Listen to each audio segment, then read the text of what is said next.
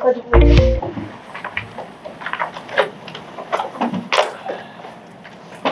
Pledge allegiance to the flag of the United States of America and to the republic for which it stands, one nation, under God, indivisible, with liberty and justice for all. And you join me, bow your heads for a moment. Jeff Broadway is going to give our invocation. Dear Father, we thank you for the opportunity to come together this evening to consider the business that you have before us, dear Lord, looking after the health and the well-being of the citizens of this county. And we just thank you for the end of 2023, dear Lord, and just pray that you can lead, guide, and direct us as we move into 2024. And just ask that you continue to, like I said, lead, guide, and direct us in each and everything we do. Ask that you bless this food to the nourishment of our bodies and our bodies to thy service. These things we're asking in your name. Amen. Thank you. The next order of business is the approval of the minutes. If you've had a minute to look over them, can I get a motion or comments on that? Motion. Motion from Missy. I'll second it. And a second from Dr. Smith. All those in favor indicate by saying yes. Aye. Yes. All those opposed? The minutes are approved. Next on the agenda is approval of the agenda. Can I get a motion? Motion. Motion from Missy. Second. Second from Amy. All those in favor? Aye. Those opposed? The agenda is approved. Next up is the Executive Director's Report. Pass that to Ms. Payne. Thank you very much. So tonight we just have one item, and that is to elect our chair and vice chair. And I would like to start actually by saying thanks both to Megan Smith and to Meg Harkins for serving so well in those roles. And Meg, we are glad that you are still here and on the board for this next year. Meg has served as the vice chair for a period of 2 years, however, and so per Article 4, Section 3, she is no longer eligible to serve in that role as vice chair. And Meg Smith has moved to Florida, and so she is no longer serving on the board. She had a change of lots of things, and it's a positive, happy, good move for her, and so definitely wish her well. But we will not have her be able to be part of this board anymore, sadly. So we have openings for both of those, and I will just quickly review our bylaws so that to remind everyone, the officers of the Human Services Board shall be a chair and a vice chair, and they shall perform the duties prescribed by the procedures, which are the bylaws, and they shall be elected annually at the first meeting of the calendar year. And I will, in just a moment, open the floor for nominations for that, and the names, you all may submit the names of those that you would recommend to serve in either of those roles, and you may debate those names.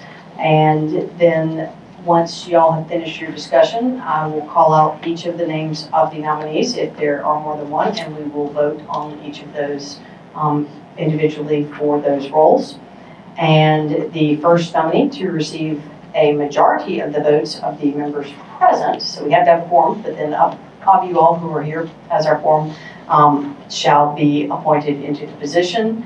And then once the chair and vice chair are elected, your term will begin immediately upon election. So with that, I would like to open up the floor for nominations of a chairman.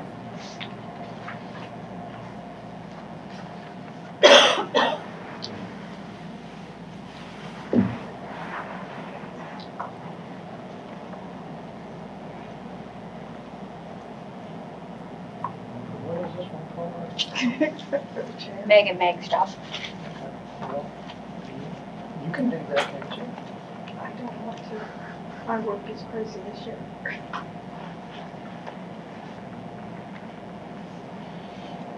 So what is the role of a vice chair? So the role of the vice chair is, I can read the entire role, but in a nutshell, it is to back up the chair and lead the meetings should the chair be absent, and then also both the chair and vice chair. So the second thing that we'll take care of tonight is the executive committee, which the chair and the vice chair and then one additional member. We can do that this meeting, or we can wait until the next meeting if we would like to, but one additional member of the board serve on that group, and that group really typically would get together if there was a need for, say, the dangerous dog, which we sometimes appoint a different group for that, but oftentimes the executive committee serves, because we have to have 3 representatives of this board to serve on our dangerous dog committee. So the vice chair is just engaged in, if we have questions about the agenda topics and that sort of thing, the vice chair may weigh in on that, but typically just running the meetings in the absence of the chair. It would make more sense for them to be part of the health services board, or an outsider, or I'm not sure. So the people elected to that position are only eligible as appointed members of the Consolidated Human Services Board, as appointed by the Board of County Commissioners. And actually, in this instance, Missy Baker's also not eligible to be elected because this is her last meeting and her term expires on January 31st of 2024. Although I trust she's got somebody that's probably already submitted an application to the board. Did I answer your question there?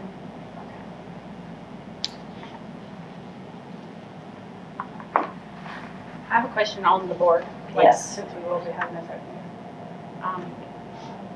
open. If you're a resident of Union County, can you do it if you're not a citizen, but you're a resident? On our board, does the bylaws say?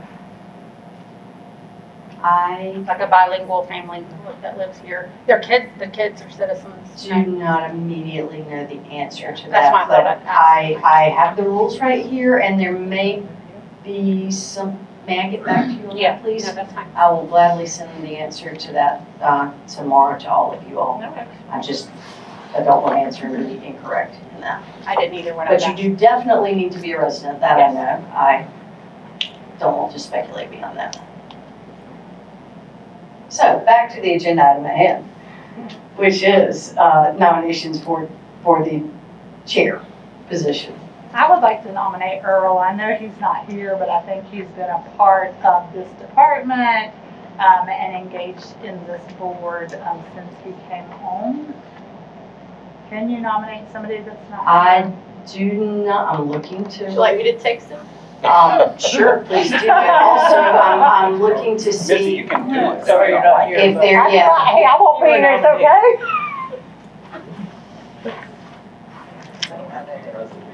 I do not think that you have to be present to be nominated. However, the majority of the votes of the members present Are you nominating potentially him as president? Yeah. as chair. Chair? Chair. Yeah, let's be specific. It's a great nomination if he's agreeable.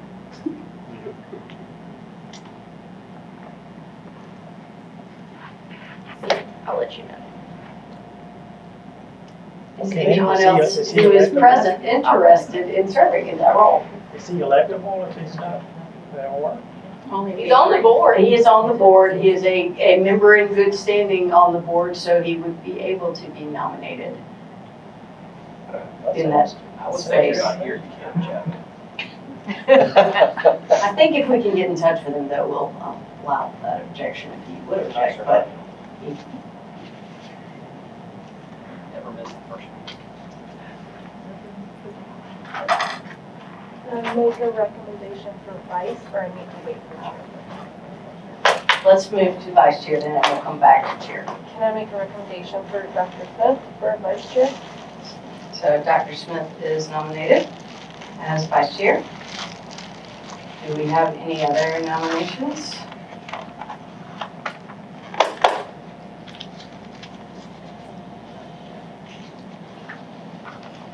All right, so we'll go ahead and vote then on, he doesn't have to accept unless he says he doesn't want to. You're in, but. Sorry. Dr. Smith, you have Reject, you're in. Plan on being here. All right, so let's vote on Dr. David Smith as the vice chairman. All in favor? Aye. Any opposed? All right, congratulations, Dr. Smith. Throw somebody in. Yeah, I gotta be here. All right. Back to the chairman nomination. We have Mr. Earl Ford on the table. And is anyone else in the room interested in serving in that role?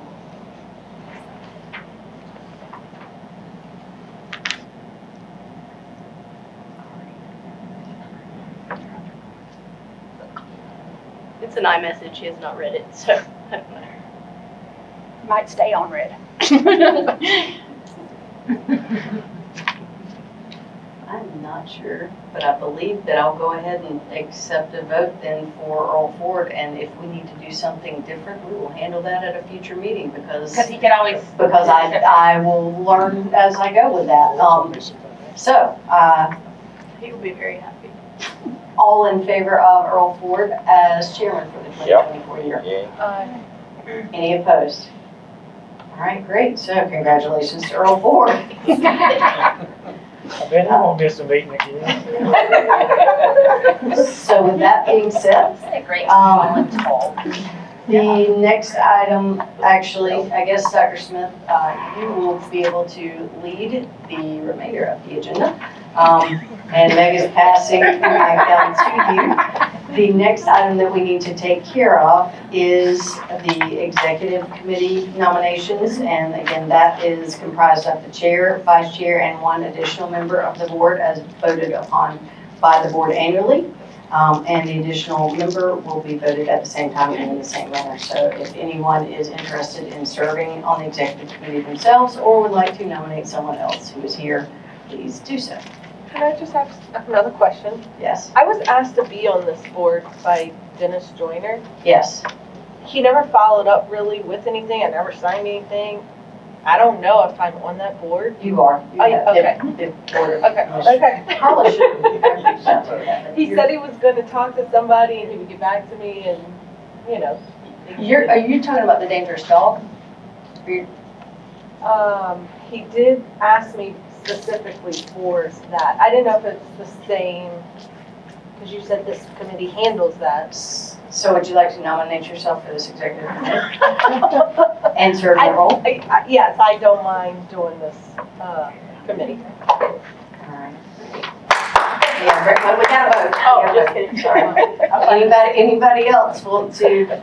All right, so I would please vote on Brandy Smith for the executive committee additional member for 2024.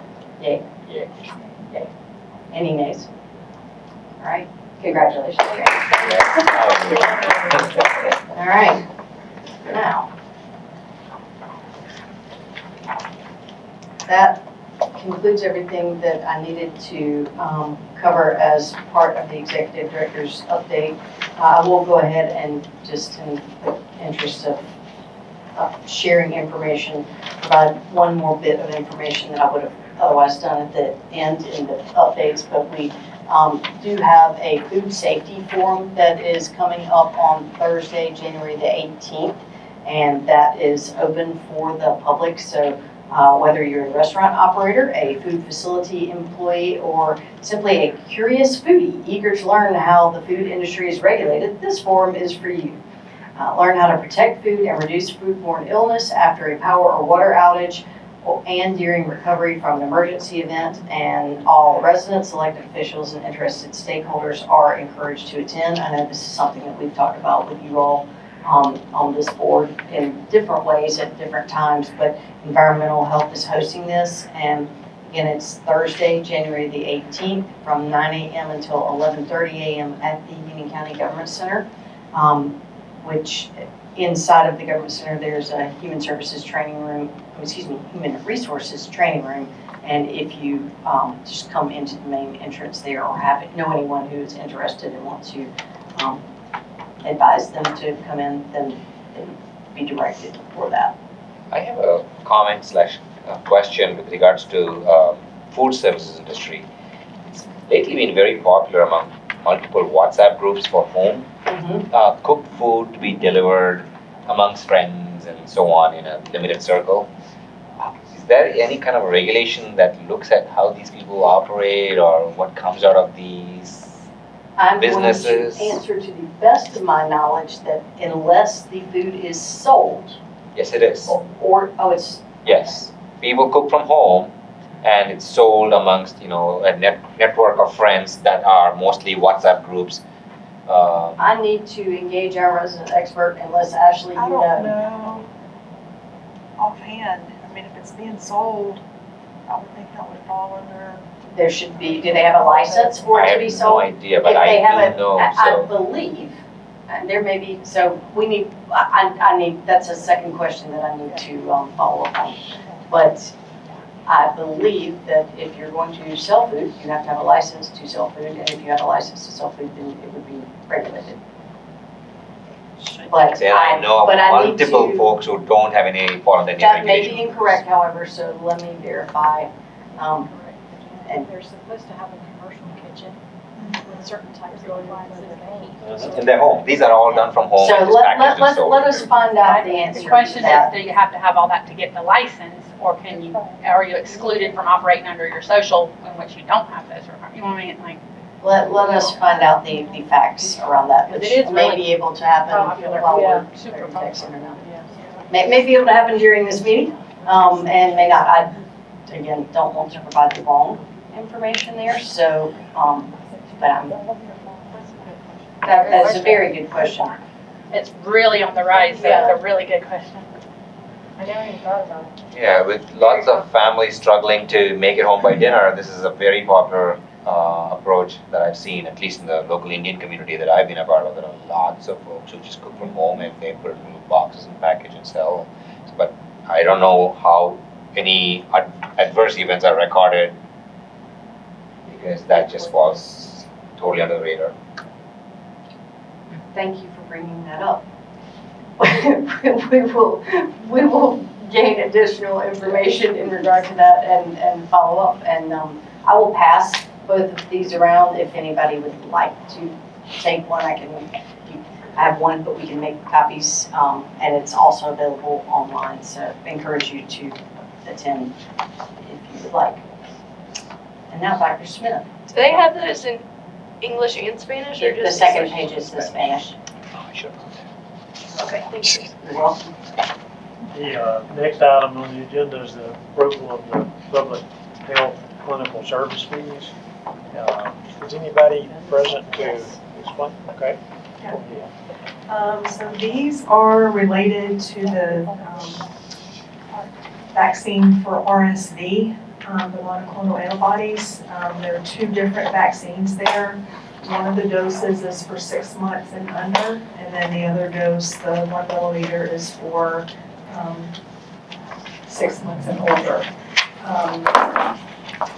These fees would be charged to individuals with private insurance, children that either have, well, they're available to Medicaid, but if they're uninsured, it falls under the Vaccines for Children program, so there would not be a charge for those. The last fee is the preventive medicine counseling. This is actually a fee that was instituted with COVID and being able to counsel clients about the protective factors of that vaccine, but it's been extended to be able to be used as providers counsel their patients about RSV vaccine. questions from anyone?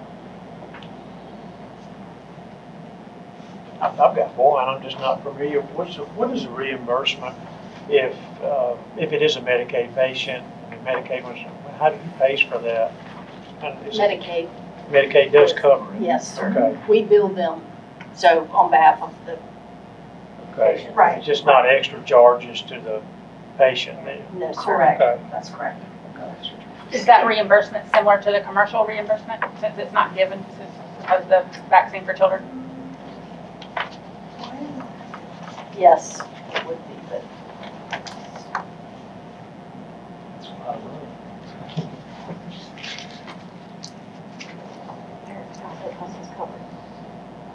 Yeah, the TSC is yeah, covered. it's because we don't actually have to pay for it Yeah. because the state, But it's gonna be in that 500 range. if we were having to pay for it, but in this instance, honestly, it's hard to tell because we don't, for those Medicaid clients, there's not any post fee or reimbursement rate for them. That's a good question, sorry. Any other questions? Okay, well, I guess, anybody want to make a motion that we adopt this fee as listed?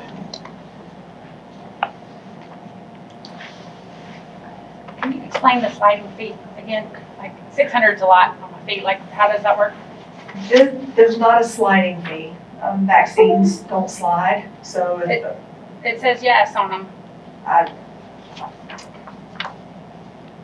new program existing reason. The third column says No, fee sliding, yes or no? Vaccines don't Okay. slide. Okay. I don't know why that's there. So we need to amend it to be in That should not that. be, right. So in that instance, with the preventative care counseling. That also would slide. Okay, That would slide, but not the vaccines. so good question and thank you. Can we revise then the motion to include an edit of that for the sliding fee scale for the two vaccines to be no instead of yes?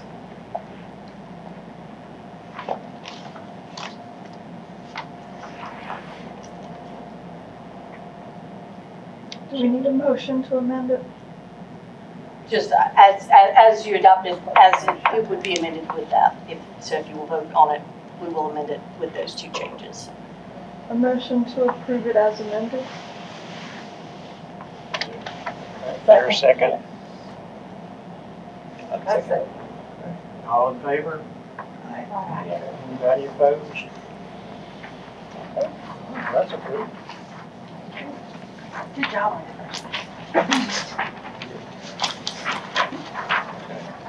Well, I think that's it. Does anybody else have anything they want to share? Committee, individual department reports, I think we normally do. Okay. For business operations, a couple of things. Our finance department has started working with the different divisions on our budget preparation for FY25. That's already underway and will be continuing. I want to give a shout out and congratulations to my business process team that's led by Cheryl Bowers, our business process manager, and her human service evaluators. There's 4 evaluators that work for her that do QI and QA, and they've just recently received their lean certification. So we're very proud of that, and having that skill set in the department's been great. And our our preparedness, Jason Herian is going to be leading and helping with emergency management with the nuclear decon training for staff members in the month of January. So that's underway as well.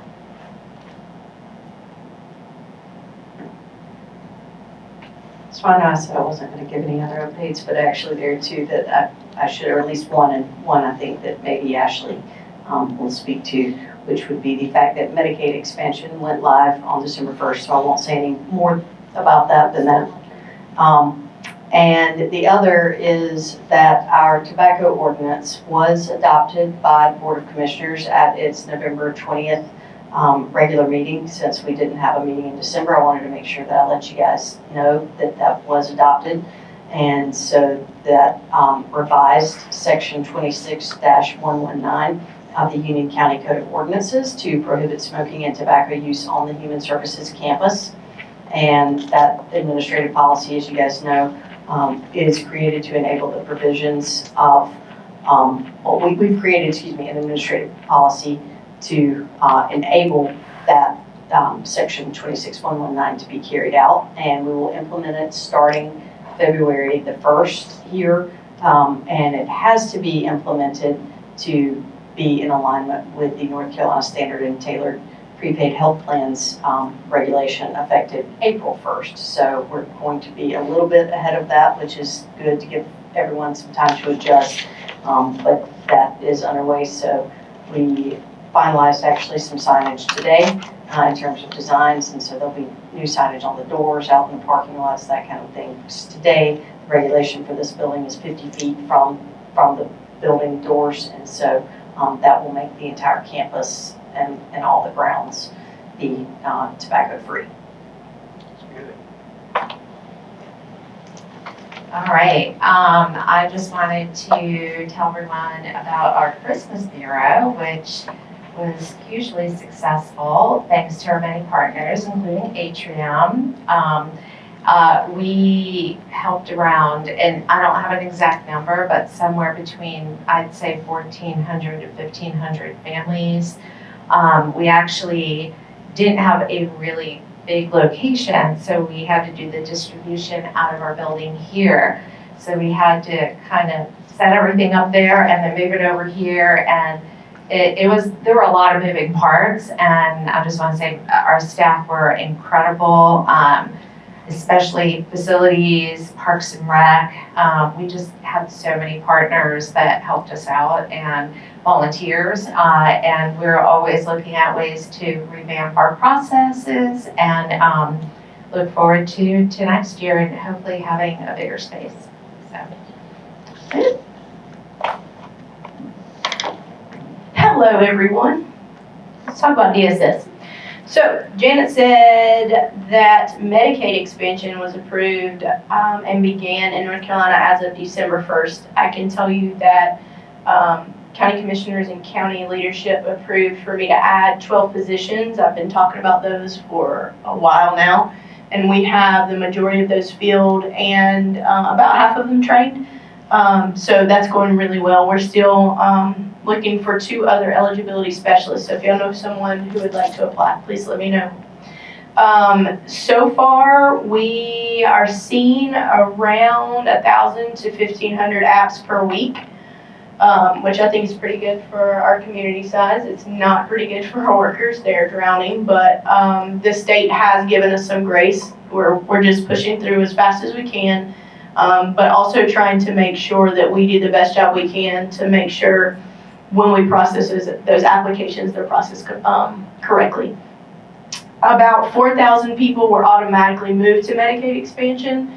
They had some form of Medicaid, typically family planning, but it didn't cover things like going to the doctor, hospital visits, that sort of thing. And those folks, if their income and family size was already in the computer, then the computer went ahead and did those for our staff. So we were super grateful for that. And now we're working on all those other folks who really in our community are working poor, who didn't qualify previously for Medicaid, but also do not have benefits at their employer. So I'm super excited to be able to be part of that and provide them with some type of health insurance. So right now, I think we've received so far about 5,000 to 6,000 applications that we are working to process since December 1st. We were approved and are recruiting for a part-time foster care and adoptions recruiter. That's fun. This person is going to focus on recruiting foster parents and adoptive parents for older foster kids. It is very, very easy for us to find foster kids for young children.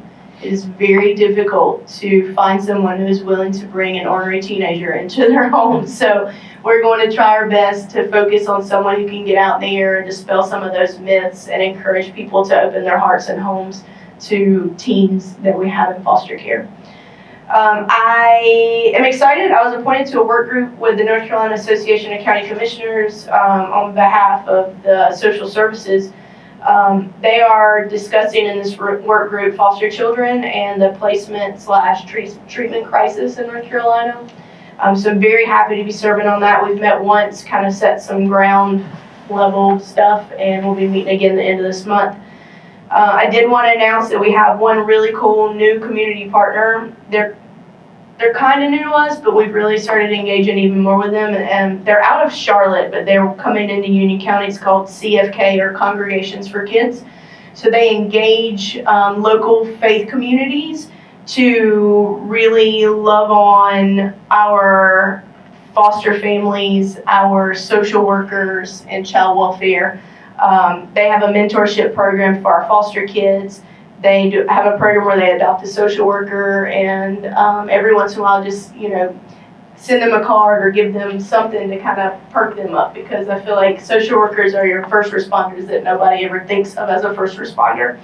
And then they have created a resource database that their congregations that participate in this nonprofit can log into, and they can fulfill needs of foster parents and foster kids. So maybe you have a foster parent who is bringing a kid into their home, but they need a twin bed or something of that sort, and then they connect them with that need. So it's a really cool program. If you're interested or want to know more, just let me know and I'll get you connected with them. Thanks, guys. What is the contact person for the adoptive foster recruitment job? Me. Okay, cool. Just let me know. I'll give you some info after. Thank you.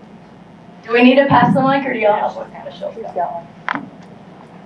Hi, good evening. Michelle Marcano from Veteran Services. I'm going to go way back to November because unfortunately I wasn't able to make that meeting that month. But I just wanted to brag on our veteran service team. That week we were invited to over 12 events for Veterans Day celebrations, and we actually were able to attend 9, which is probably why I was so exhausted and didn't make that meeting. But it was a really great year for us, and I'm proud that people are reaching out to us more to partake in their Veterans Day event. So that's a great accomplishment. Also, I've been invited to be a backup speaker for assist suicide training. I was trying to Google what assist means, and of course I don't know what it means, but I couldn't get to it quick enough. But basically it's a training program to aid people in interviewing and assessing people's suicide risk. And we're working with several different agencies to include Humana, some mental health inpatient hospitals, as well as Veterans Bridge Home to conduct that training, and I am on standby to be a backup trainer. So I'm pretty proud of that as well. And in January, we have been invited to speak for the Military Officers Association of America. That one I did know the acronym explanation. It's MOAA, M-O-A-A. And it's a regional meeting, which is very exciting. They invited us to speak, and it'll be in Charlotte, and I'm excited to do that.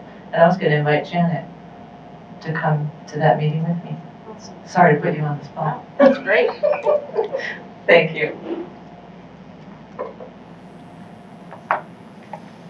Actually, I got one question about the foster care, that situation. Is it increasing in the area? I mean, are there more people needing assistance? How is that growing? To be brutally honest with you, we tend to do okay on foster parents.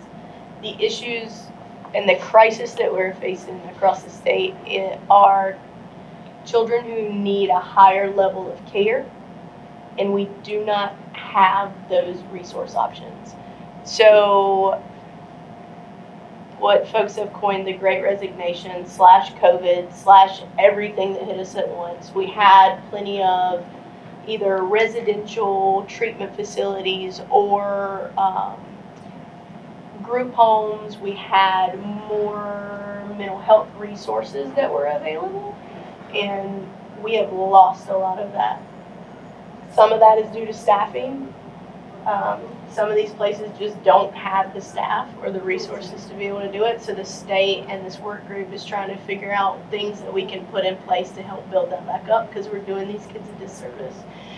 There are kids across the state, not in Union County, who, because of a lack of placement, are spending the night in DSS buildings because the social workers have no placement for them. So that's why this is so important that I'm glad the state is finally, because we've been pushing as DSS directors as an association, trying to get help. We've been begging DHHS and everyone, and so they're finally putting together some groups to try to figure out what we can do, because it's a crisis. These are kids who have psychosocial issues, whether that be psychological or behavior issues or both. They've come from trauma that you couldn't even imagine, and trying to just place them in a regular foster home sometimes isn't the best thing to do. They need that intensive mental health treatment and then to be leveled down as appropriate.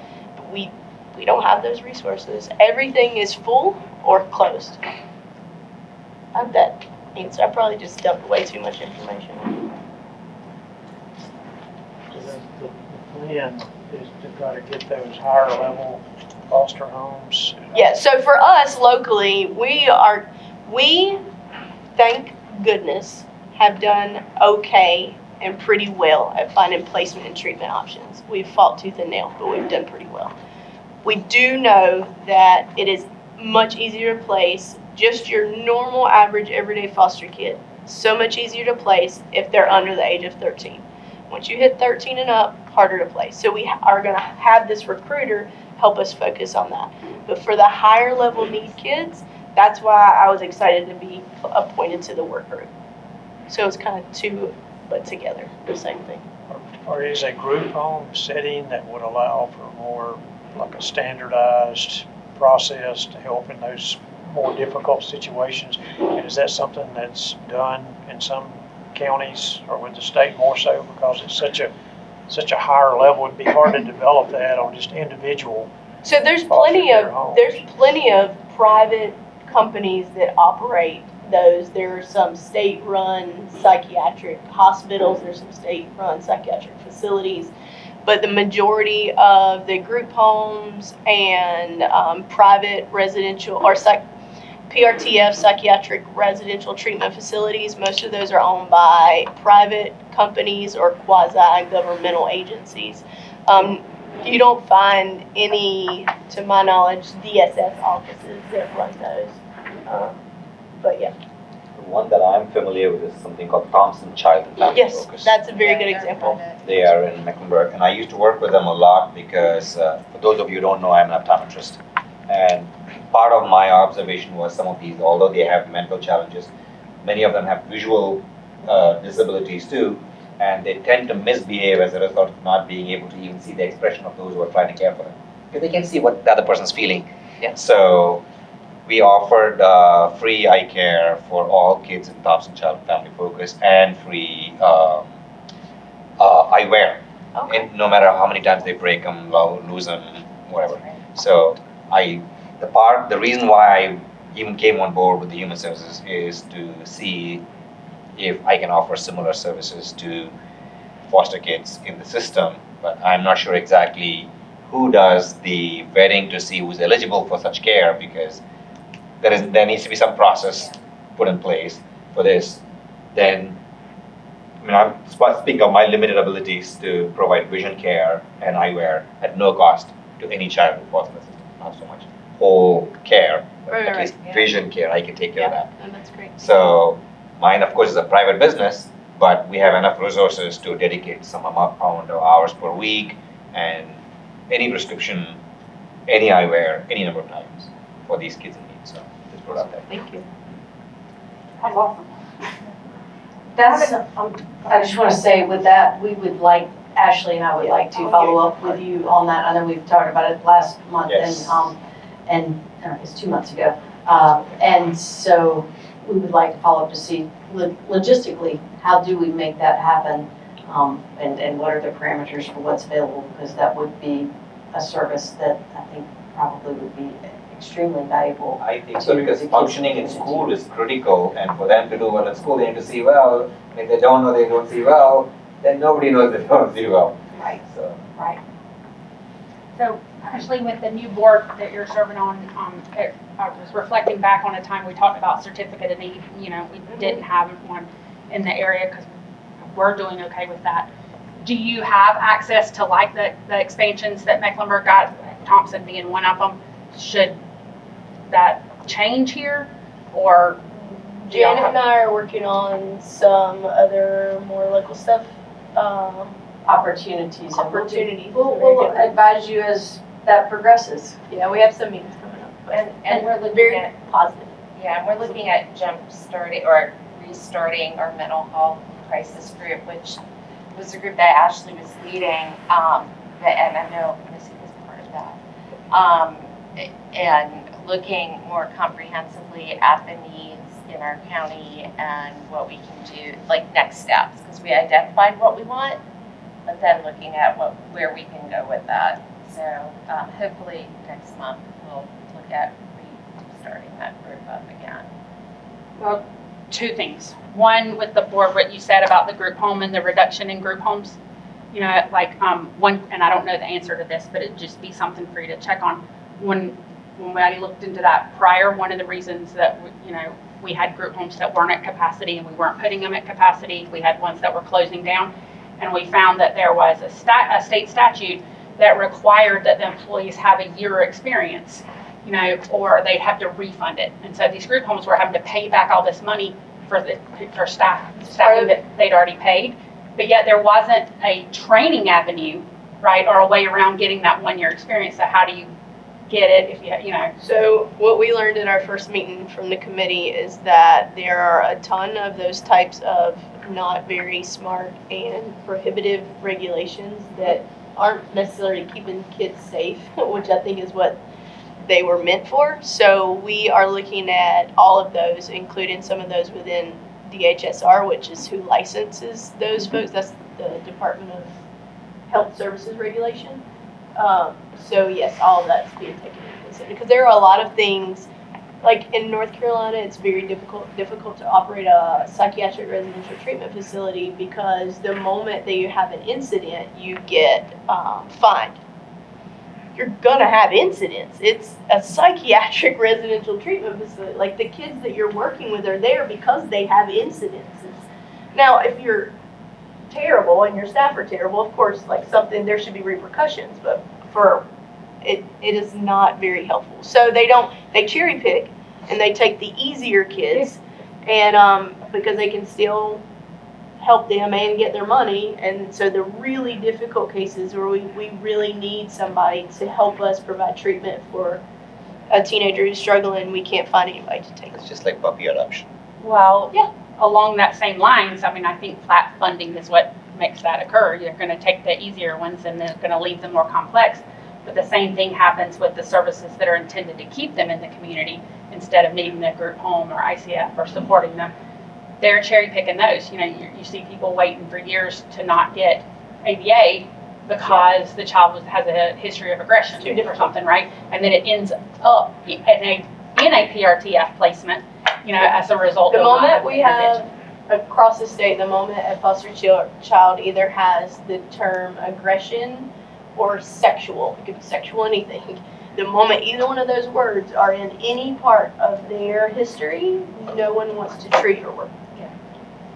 And then the last thing, and I don't know, this is kind of an open question for y'all. I don't know if you'll hear anything, but it's my understanding that from UNCG that they are looking to expand the state pilot for Moors, and partners will get one of the choices. So if you really want to reach out, I can connect you with them, but I don't know who would need to do the advocating. But I really believe we need enhanced mobile crisis here because of the 4 to 8 weeks. For the pilot, it's only 4 weeks of post support that gets you connected with those services to keep these people, these youth in their homes. Thank you. One more question. What is the recruitment process for foster parents? I mean, is there certain areas that are focused on groups? We lean very heavily on faith groups because, they already have a heart for helping people. Typically, it's a group where you can go and you are in front of a lot of people. We go to different community events. We rely some on word of mouth. Other foster parents help connect us. We get funding each year from the state. It's called Adoptions Promotions Funds.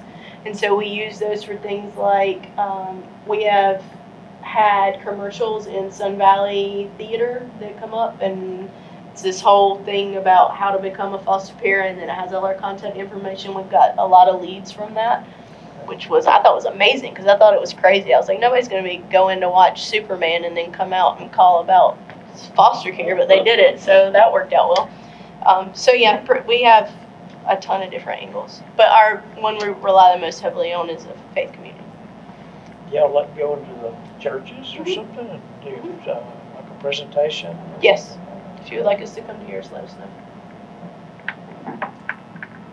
And Stephanie's team and Ashley's team both do that from a health education outreach perspective, as well as recruitment type of thing. And it is largely by invitation, although obviously sometimes we reach out, but typically churches are reaching out to us. And since resources are limited, we usually have enough reaching out that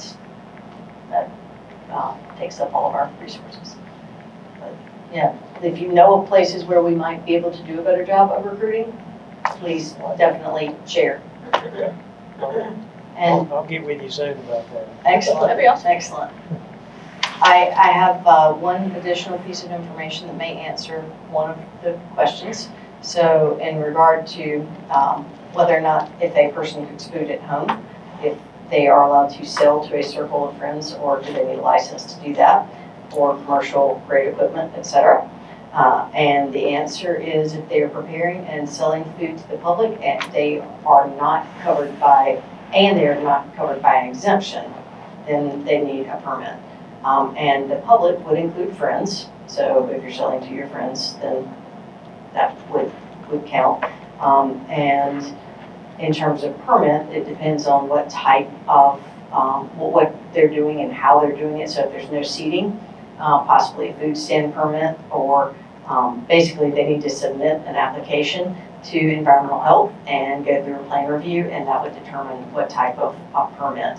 And then Jackie actually shared a little bit of information that is the Carolina Cottage Food Law, which I assume is associated with an exception, that is about low-risk packaged foods are the only products allowed to be produced at home. These, unless you have a permit in a permitted kitchen, which, well, I won't go into the detail of that, but there are several items that would qualify, but I'm thinking that the type of food that you were talking about would not. And so really what we should do, I think, is let your friends and neighbors know that they ought to reach out to It's not just environmental me, health. I'm just. Yeah, I mean, like sharing that though, well, share it on WhatsApp, share it where, you know, in terms of us being able to provide education, I think that's probably the easiest way to do it, and encourage them to engage with environmental health for an application. And then if they are eligible for an exemption, obviously they'll let them know that. And if they're not, then they can do it in a way that will be safe for those that they're selling the food to and trying to help. Because it's a lovely service, you know, and they can do it, that you can provide food for free. It's the selling part that becomes the issue. Yeah. Any more comments? Entertain a motion to adjourn, if you're so inclined. Second? Yes. All in favor? Yeah. All right. Yeah.